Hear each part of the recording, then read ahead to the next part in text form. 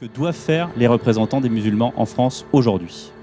Je pense d'abord qu'ils doivent réitérer leur réaction spontanée et unanime contre le terrorisme. Je pense que ce terrorisme qui veut se déployer au nom de la religion musulmane, il doit être combattu. Mais est-ce que le message suffit? Est-ce que les paroles suffisent? Les paroles, elles sont nécessaires, utiles. Je pense que cette appellation usurpée de l'État islamique, ou ce message qui veut être véhiculé à travers une lecture de la religion musulmane n'est pas acceptable. Ça veut dire que vous dites aux gens de l'État islamique qu'ils ne sont pas des musulmans? En tout cas, leur action ne reflète pas les principes et les valeurs de l'islam. Leur action est en totale contradiction avec les valeurs de l'islam. Et je pense que des personnes qui agissent de cette cruauté, avec cette violence, avec cette barbarie contre des personnes innocentes ne peuvent pas être dignes de cette foi qui est la foi musulmane.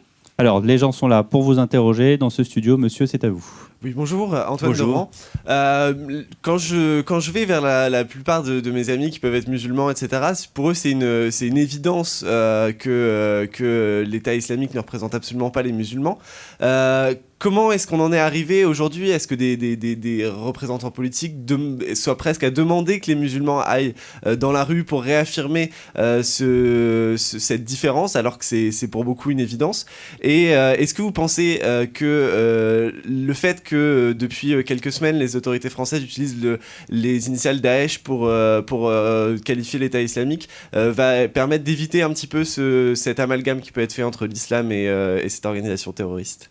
Oui, vous l'avez clairement dit, c'est une évidence, mais je pense que quelquefois, il faut rappeler des évidences. Ce n'est pas toujours agréable de se répéter, de dire et de redire que le terrorisme n'a pas de religion.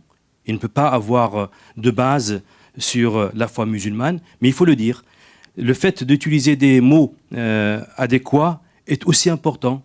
Depuis quelques années, je milite pour que le terme islamisme, communément utilisé, puisse être remplacé par des éléments ou par un langage qui ne fait pas la confusion et l'amalgame entre islam et la violence.